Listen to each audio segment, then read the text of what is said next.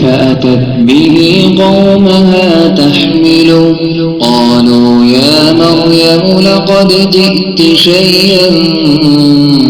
فريا يا أخت هارون ما كان أبوك امرأ سوء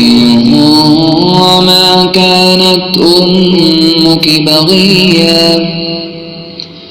فأشارت إليه قالوا كيف نكلم من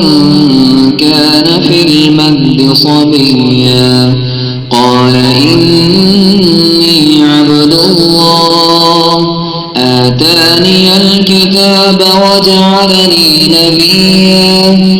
وجعلني مباركا أينما كنت وأوصاني بالصلاة والزكاة ما دمت حيا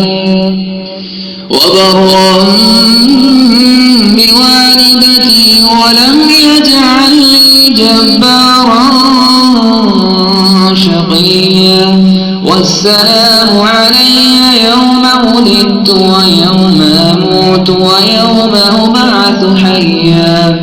ذلك عيسى ابن مريم قول الحق الذي فيه يمترون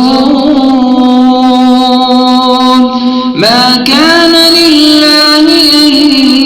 يتخذ من ولد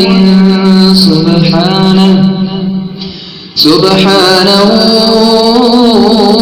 إذا قضى